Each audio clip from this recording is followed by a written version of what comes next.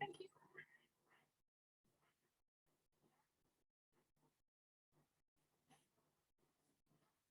David, we start sharp at 10:45. Yep, I think we're good to go. Dear participants and speakers, welcome to the side event Energy Compact Showcase, Local Energy Action on ICLEI's 100% Renewable Cities and Regions Energy Compact at the SDG Pavillion at COP26. It is a pleasure to host this entire virtual event on our final day of programming, and without further ado, I'll give the word to our dear moderator and colleague David Karani, who is a consultant in energy policy analysis at the Sustainable Energy Team at UN DESA. David, the floor is yours. Thank you, Anna, and let me join you in welcoming you all at the SDG Pavillion at COP26, organized by UN DESA. I'm joining you virtually from neighboring Edinburgh, and I wish you a very good morning, good afternoon, and good evening, depending on where you are joining in. SDG 7 on ensuring affordable, reliable, sustainable, and modern energy for all holds a unique position in the nexus between the 2030 Agenda and the Paris Agreement. And although the world has made significant progress towards the achievement of SDG 7 in some areas, current efforts still remain well below what is needed to be done to meet the goal by 2030. And that's why on the 24th of September in 2021, this year, over 130 heads of state and government, high representatives, and other multi-stakeholder leaders gathered for what we call the high-level dialogue on energy to promote the implementation of the energy-related goals and targets of the 2030 Agenda. And this was quite historic because this was the first summit-level meeting on energy in over 40 years under the auspices of the UN General Assembly that was convened by the Secretary General. It presented a truly historic opportunity to deliberate on the ambitious global roadmap to achieve SDG 7, and of course to commit to transformative action to address the twin energy challenges, ensuring access for all by 2030, and accelerating the energy transition towards net zero emissions by 2050. And one of the key outcomes of the dialogue were what we call energy compacts. Energy compacts are voluntary commitments by and from member states and other key stakeholders, companies, NGOs, and of course, regional and local governments. And we were very pleased to see that close to 200 energy compacts were submitted already at the high-level dialogue. And in the wake of the high-level dialogue, and those compacts collectively represent over $400 billion in commitments to the energy transition. And of course, engaging regional and local governments have been a top priority for the organizers of the dialogue right from the outset. And we were very pleased to have received a very good number of truly excellent and ambitious compacts from cities and towns all over the world, as well as, of course, city networks. And we wanted to leverage the power of these networks to reach out to their constituents.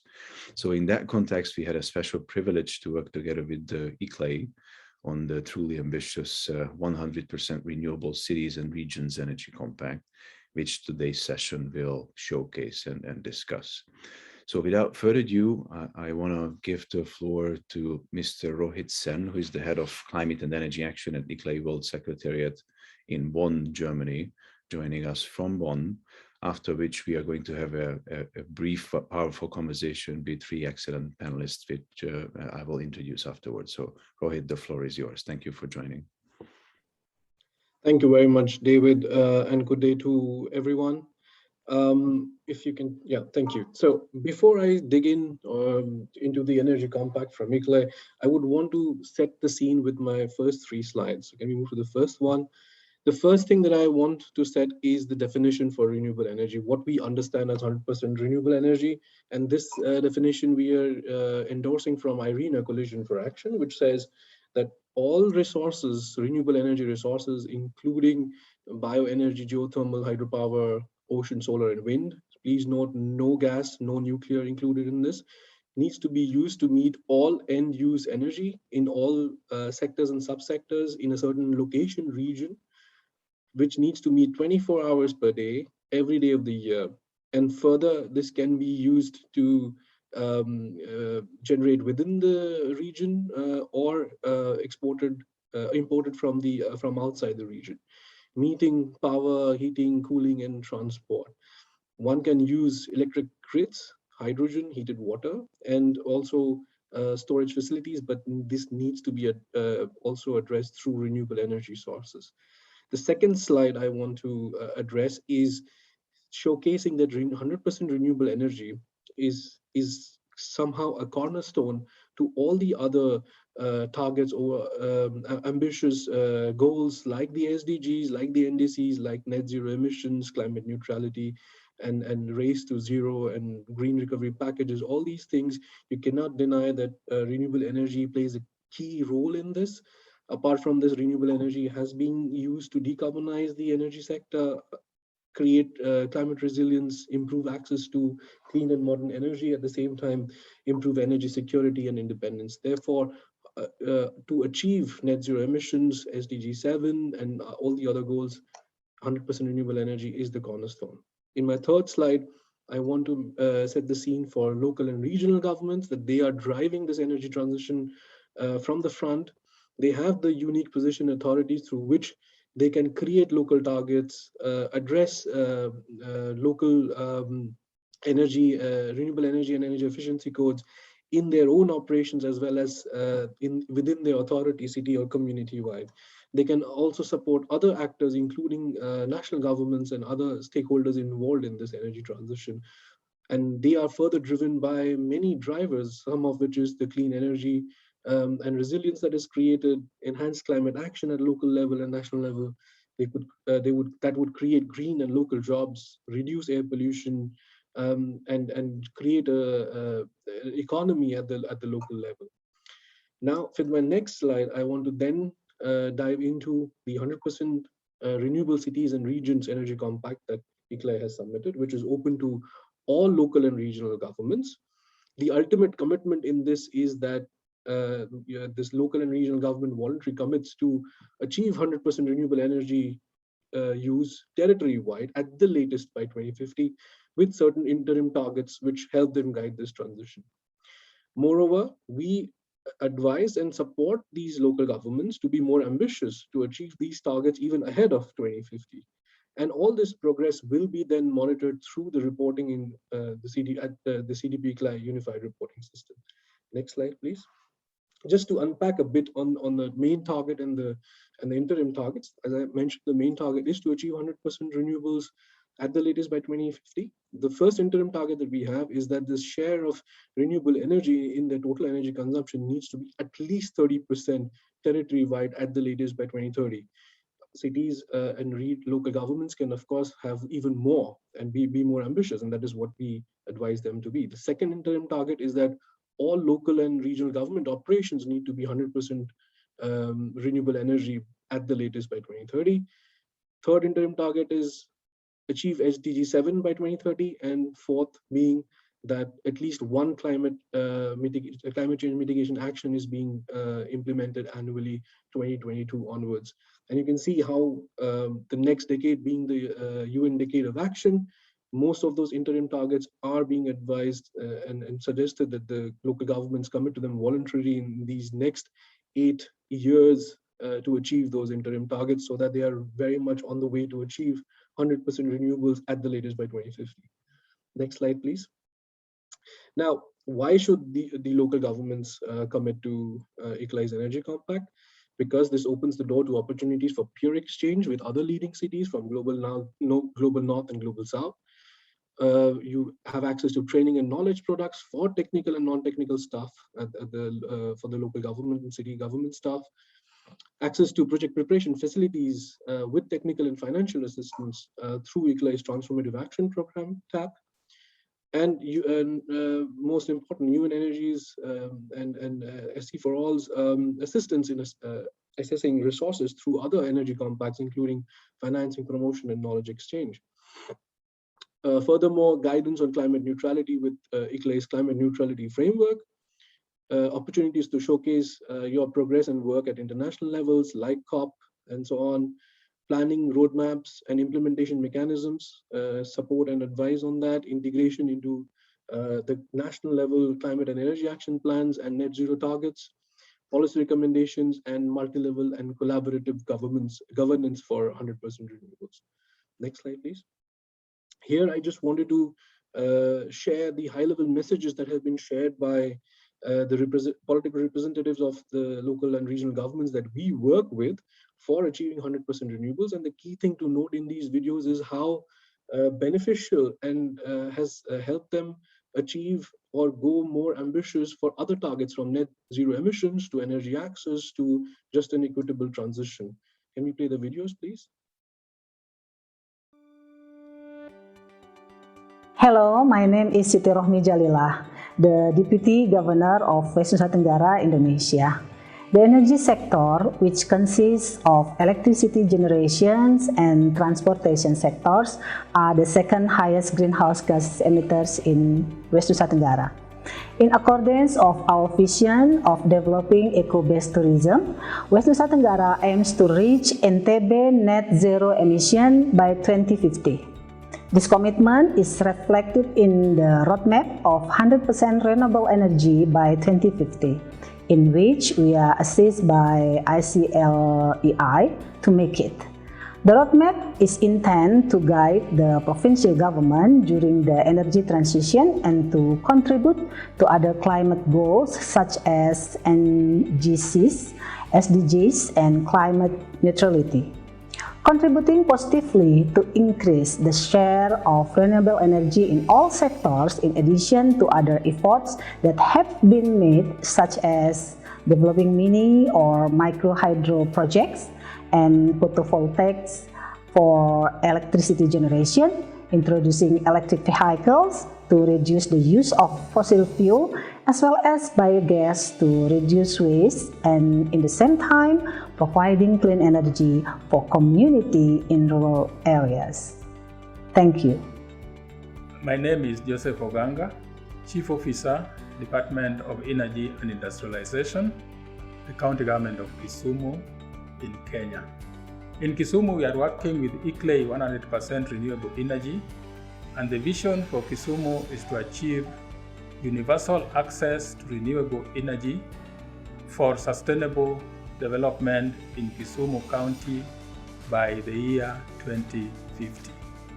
Working with ICLEI has helped the county government of Kisumu to achieve certain important goals, like 1, nationally determined goals, 2, sustainable development goal, especially SDG number 7, and 3, climate neutrality.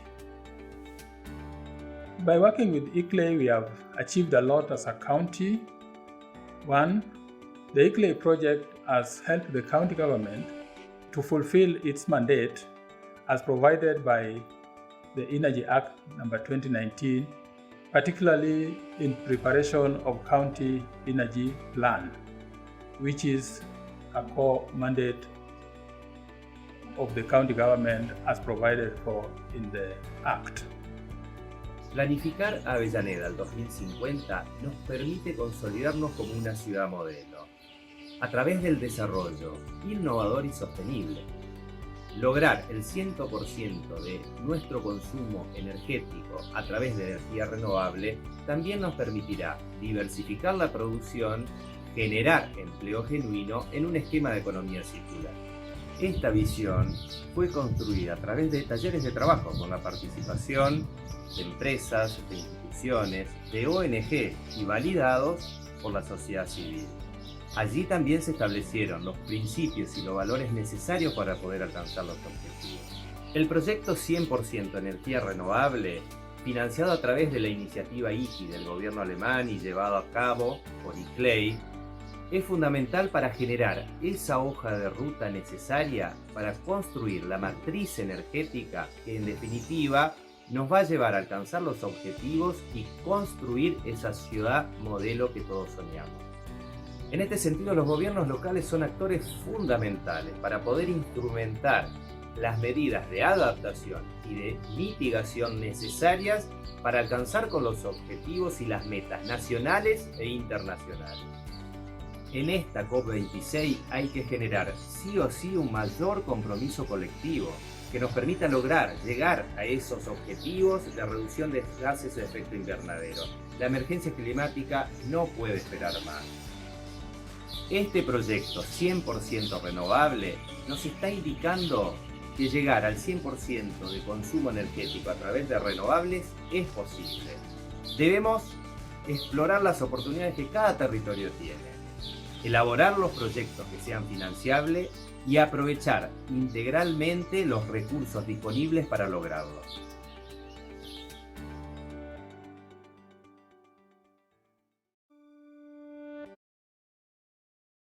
So yeah, with that, I wanted to then share our current footprint of, or the share of cities, local governments and regions that we are working with various 100% renewable cities and regions initiatives at ICLEI. And you can see how well the spread is between global north and global south cities and regions. That makes ICLEI at a unique position to share what it is that is needed at the local level at different cities and regions, because the conditions are different, the needs are different, the demands are different, the capacities are different, the skills are different. So that brings us, and with this, I would see that in my next slide, that can we turn the ambition into action? Hopefully this next panel discussion will tell us what policy tools and frameworks are there that can be used to make this transition to 100% renewable energy. What innovative finance mechanisms are there that can be used? And is this 100% renewable energy transition technically feasible? Yeah? This we, of course, will hear from our next panelist, but nevertheless, with this, I also encourage and welcome all cities, local governments and regional governments to commit to ICLEI's 100% renewables energy compact, and let us work with you, help you reach this energy transition. Thank you very much. Over to you, David. Thank you very much, Rohit, for this fantastic presentation, and thank you again for the really excellent collaboration that we have had all along in developing and then submitting the compact, and we will continue to have in gathering the critical mass and membership for the compact as well. Now let me turn to the panel discussion as Rohit already previewed, and we have an excellent lineup. Joining us today, we have Dr. Annette Steingrube, who is a research associate and project manager at the Fraunhofer Institute in Freiburg, Germany. We have Dr. Eszter Mogyorósy, who is the head of innovative finance at the ICLEI Secretariat in Bonn, Germany. And we have Ms. Anna Skowron, who is program manager, energy and just development, Build Future Council and co-chair towards 100% renewable energy group at the IRENA Coalition for Action in Hamburg, Germany.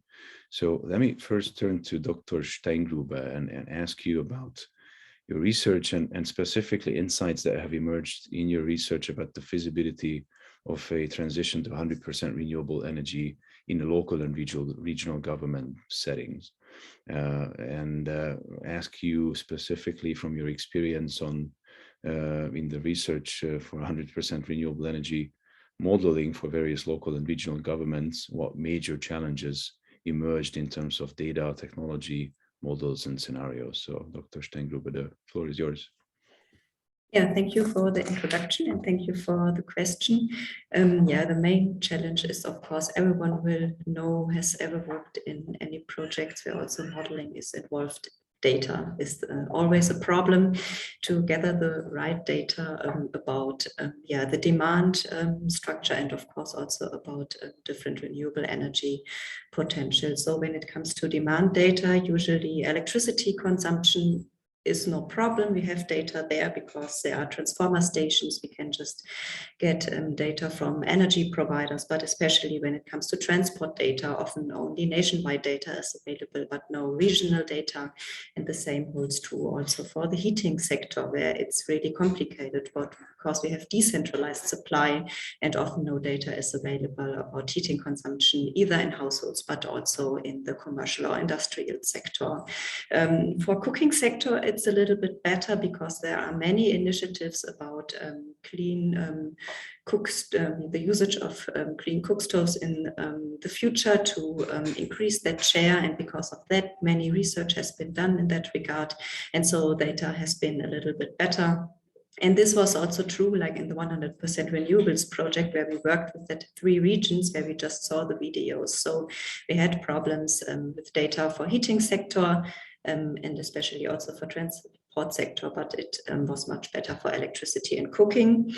And the second problem is then, of course, we are not calculating how an energy system is looking today, but in the year 2050, when we want to reach 100% renewable. So we have to project all the demand data and make good assumptions how demand will be in the future. And of course, this brings many uncertainties to our scenarios.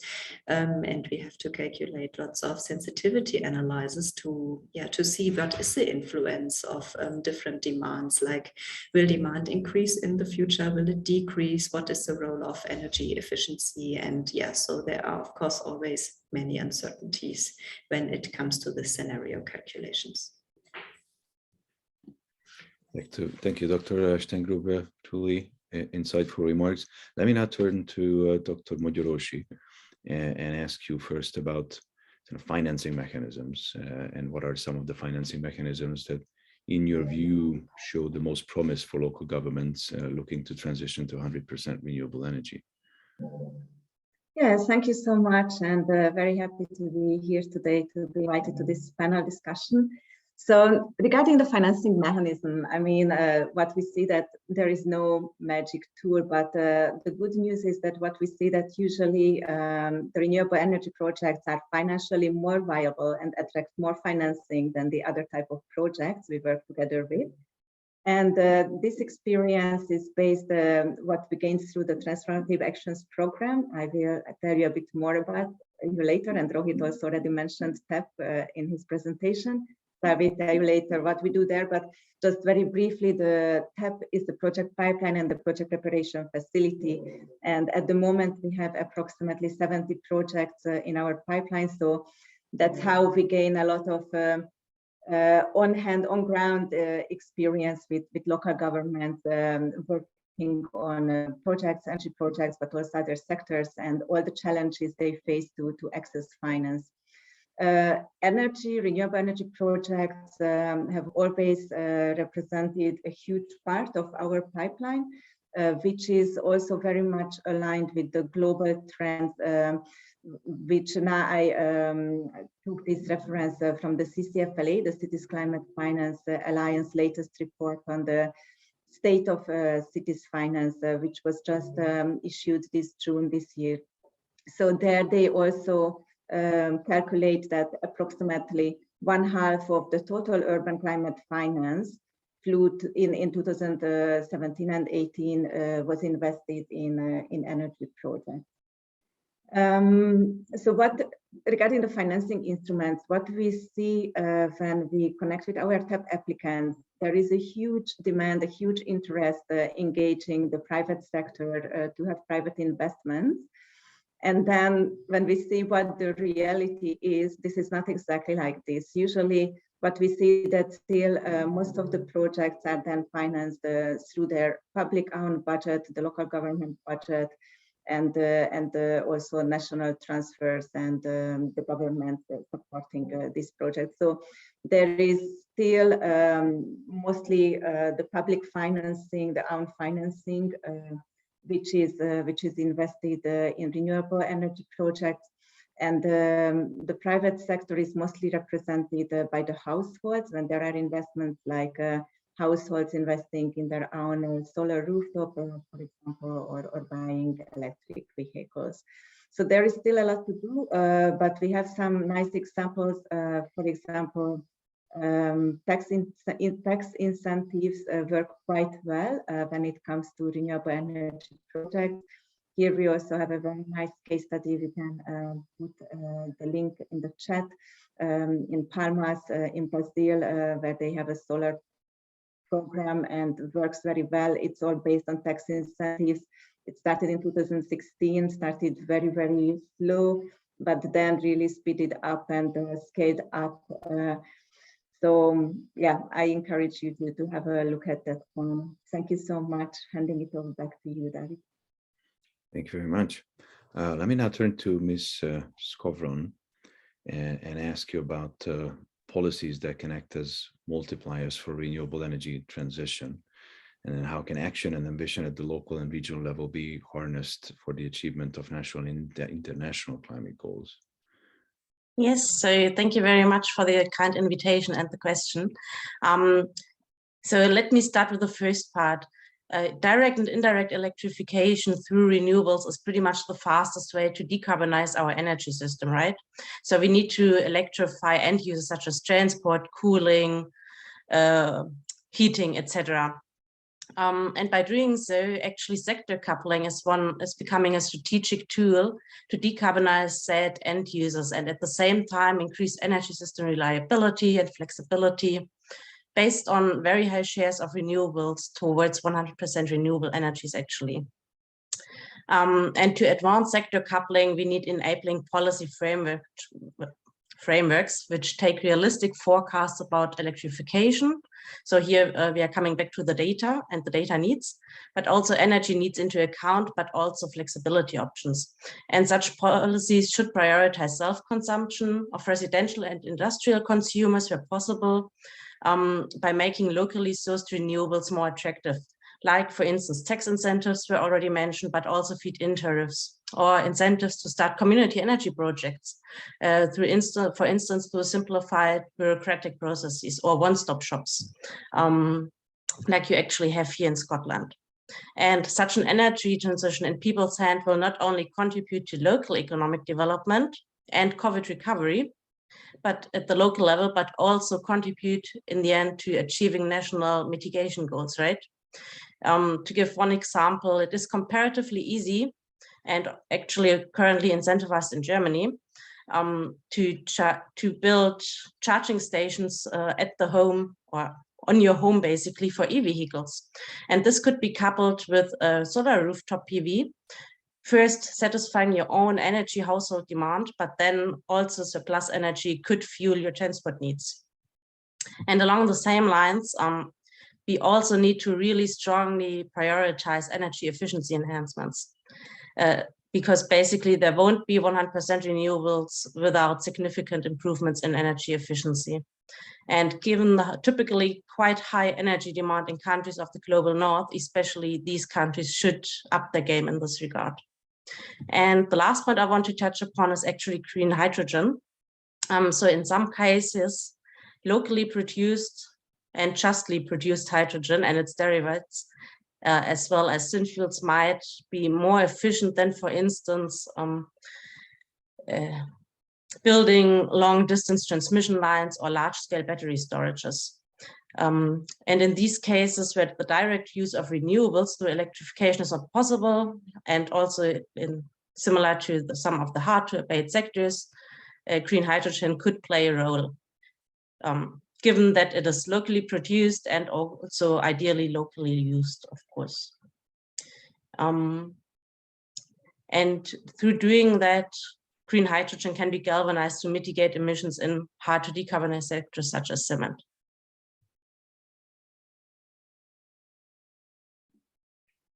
Thank you very much.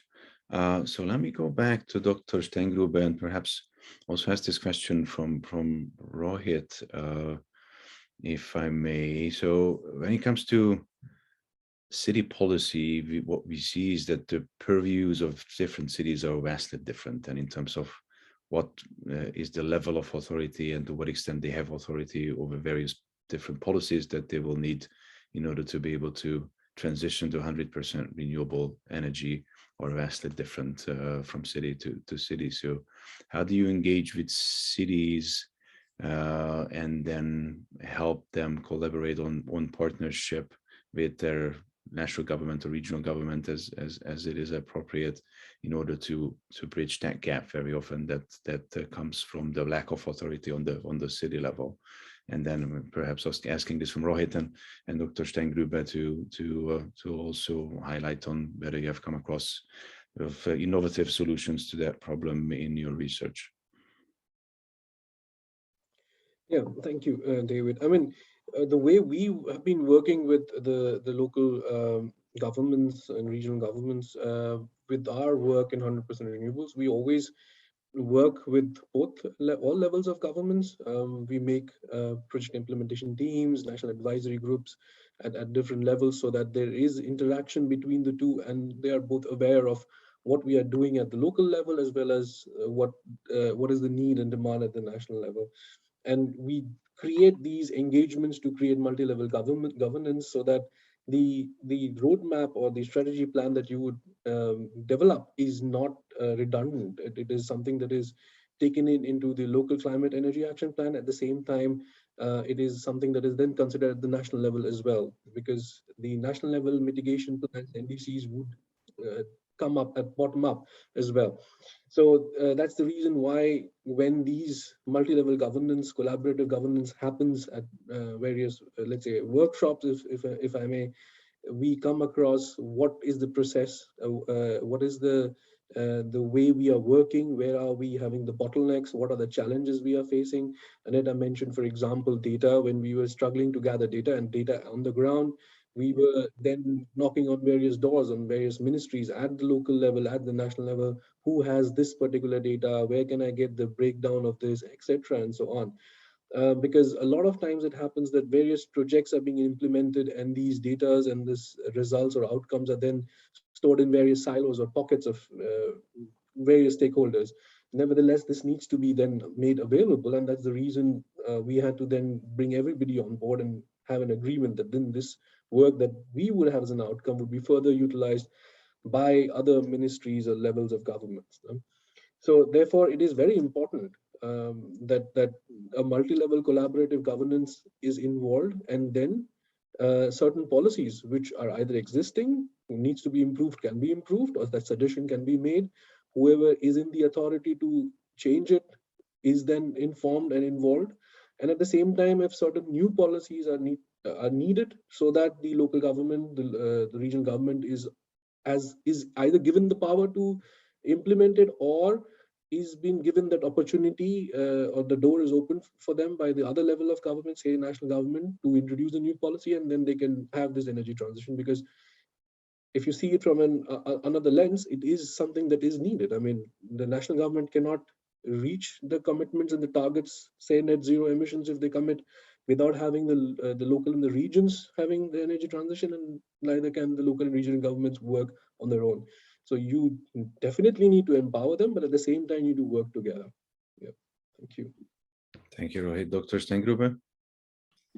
Yes, I can totally agree, and I would just add that, I mean, it's like a bottom-up process. As Rohit said, the national government cannot reach the goal by itself anyway. So if more and more regions and cities are committed to 100% renewables and climate neutrality, and they tell their government, okay, we have to change certain policies to reach that goal, and the more and more regions and cities are telling the national government to do so, then there could be an overall movement. And this is the only way how something could happen, I would say. Thank you very much. Let me now go back to Dr. Mogyorósy and talk a little bit more about finance. On the one hand, take you up on your offer to talk a bit more in detail about the Transformative Actions Program, which I would love to hear.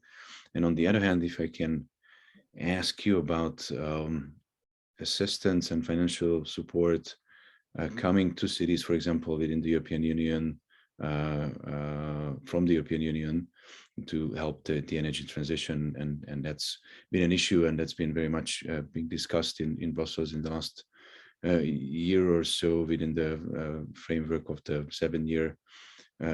next 7-year budget, and also the Recovery and Resilience Facility, in terms of how cities can better access European funding, and in some cases can directly access European funding, and whether that's something that the European Union should do more. And then, on the other hand, also, if you could talk a little bit about what the multilateral development banks and EBRD and EIB and others are doing in this space. For example, EBRD has the Green Cities program, and I'm not sure whether they will continue beyond 2023. So if you could, if you have insights on that, that would be very helpful as well. Thank you. Okay, thank you so much. So maybe, starting with the Transformative Actions Program, the so-called TEP.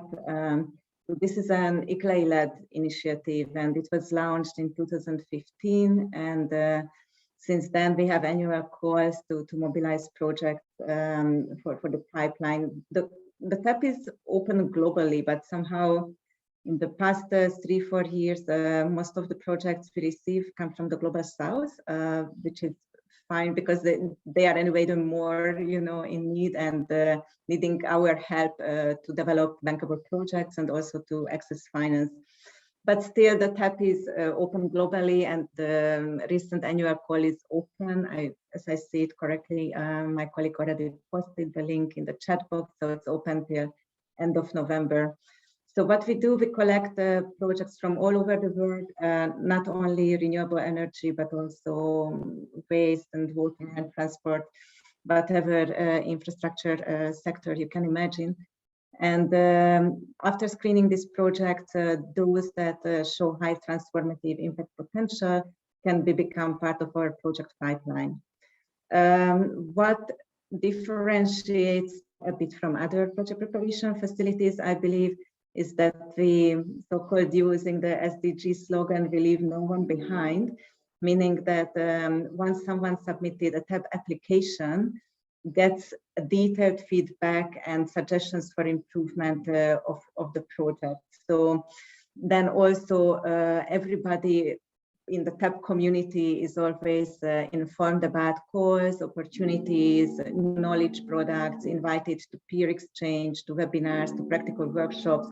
We really want to do practical things, also high quality products, but to use a language which is understandable also for local governments who are not necessarily the finance experts or the technical experts of a certain topic. So we really want to do a capacity building which is useful and practical. And yeah, so and for the projects which show really high transformative impact potential and are part of our pipeline, we also look for them opportunities, how to connect them with technical partners, with financial partners. And here maybe this leads me to answer the second part of your question. So yeah, I mean, connecting, looking for opportunities, how to finance these projects. As we work particularly, as I mentioned, with the Global South, they're accessing directly to international financing. It's just impossible. I mean, there are some cases, but it's really very rare commodity. In most of the cases, there is the need of the national government support and no opportunity to access the funds directly. Also, the local governments in the Global South, they suffer, from the lack of the fiscal autonomy. In some cases, they can just really disburse $2,000 a year without the authorization of the national government, the central government. So there is a very limited fiscal autonomy. There is a very limited technical capacity. Then financial institutions, they look usually mature and large-scale projects, which is just also not the reality. I mean, most of the projects we work in the TAP, they are small scale, meaning between 1 and 5 million euro, which is usually not interesting for financial institutions, for international finance. So just that you mentioned the EIB, with EIB we have a very active collaboration. They are also a TAP partner actually. And with them at the moment, we work very closely together on the GAP fund, which they operate together with the World Bank. Here they recognize the need to give technical assistance support for projects which are at the very early stage of project preparation. Usually this is the stage which is not much appreciated or liked by the financial institutions and the investors because they are not mature enough.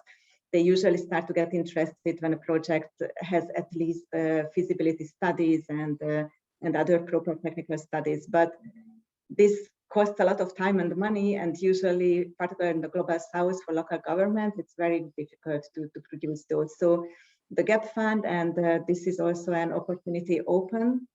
They are collecting projects on a rolling basis, offers technical assistance exactly for this very early stage, for the climate action planning, for developing these pre-feasibility studies that the projects then are ready to be taken up by another institution. With the EBRD, the Green Cities program, I hope it will continue because this is one of my favorites. Because there I really like a lot that they offer a whole package. And this is something what we see actually more and more happening, but they are really the pioneer of this, meaning that first engaging with the local government, working on the climate action plans, and then identifying investable actions together, and then investing in the selected actions. So I cannot tell you if it will continue beyond 2023, but I truly hope it will. And I not only hope that it will, but I also hope that it serves as a great example, you know, also for other financial institutions, also working in the global south to offer similar packages. Thank you so much. Thank you, and apologies for the multiple questions, and thank you for the really excellent answers. Let me now turn back to Ms. Skowron and ask you about what areas can intergovernmental cooperation, be it horizontal or vertical, be strengthened to achieve 100% renewable energy targets at the subnational level and net zero emission targets at the national level. Yeah, so thank you very much. I'll only touch upon the ones which haven't been mentioned already. So based on our work, which we are doing at the World Future Council, developing national level 100 RE roadmaps, we have quite often come across the issue that, especially within different ministries, there's no real clear division of who is doing what. One of the examples are actually the NDCs, right? Usually it's the environment ministries formulating NDCs. And IRENA has actually found out that the energy targets mentioned there are quite often even less ambitious than the actual national level energy targets for renewables or be it any other energy source. So there is a discrepancy, and which that just shows that we really need cooperation and open communication also between different ministries on the national level, because in the end, whatever the ministries are deciding at some point will be tripling down to the subnational levels, right? So if the messaging is not the same, that becomes quite confusing and quite difficult to handle, because you never know which is now the one you need to adhere to or not. From experience, this sounds easier than done. So sometimes it's just lack of communication between government entities, but sometimes it's also competing interests actually, or competing interests for influence and power. And to avoid these, a clear and enforced national strategy, which is really recognized by all the different entities on the national level, can actually help to avoid those issues, because it gives you some kind of common narrative and framing of the issue. Similarly, what we found, for instance, in Costa Rica, that the greater metropolitan area of San Jose has quite a lot renewable energy sources of solar. However, urban and spatial planning are not able to implement or even develop any kind of energy, be it policy or initiative. So basically, there's a disconnect between the urban and spatial planning space and the energy planning space, because they don't have any interconnection where they can actually work together, leading to the cities sometimes not having, well, or not tapping into all the renewable potential they might have. And last but not least, I would like to mention the legislatures. So obviously we have national level parliaments, but we also have entities similarly called on the subnational level. And in theory, at least, they should be knowing what their constituencies need, what they want, and really try to bring that to the different units they are working in, be it the national parliament or the subnational one. That being said, this also requires quite a bit of coordination between the subnational and national level to be transparent, and to have really shared but clear responsibility of who is doing what are the targets. So formulating clear targets, formulating clear pathways, and as well actually having enabling national policy frameworks which can be implemented into the local level. Thank you very much. So unfortunately, we ran out of time. We wanted to keep the session rather short. We are towards the end of COP, and as people say here, everyone is COP'd out a little bit, but I believe it was a truly rich conversation. We could have gone, of course, on for another couple of hours if we wanted to. Before I close us out, let me just turn it back to Rohit very briefly. If you have any closing remarks or thoughts. Again, thank you very much for the excellent collaboration on the compact, and very much looking forward to continue working together on populating it and bringing in more and more cities to it. Rohit, back to you. Thank you very much, David. I would like to thank you and DESA, and all the other organizations for giving us this opportunity. I would like to thank the fantastic panel that we have here for giving their time, their inputs from their expertise. I hope that the local and the regional governments have listened, or we will also play the recording later. And this would be really helpful for them to work at their end and commit towards achieving 100% renewable energy, commit to ICLEI's Energy Compact, achieve SDG 7, achieve net zero emissions, help us all come to this climate emergency that we have and resolve it. Hopefully we meet the 1.5 target. Thank you very much. Thank you very much, Rohit. I couldn't have said it better, and thank you again for the collaboration. Thank you for all the panelists. You have been truly excellent and really enriching conversation. We will post this on the SDG Pavillion website, you and this website as well, and we will also prepare a short summary from this discussion that will be part of the proceedings as well. So thank you again for joining. Have a great rest of the day. Thank you very much. Thank you. Bye.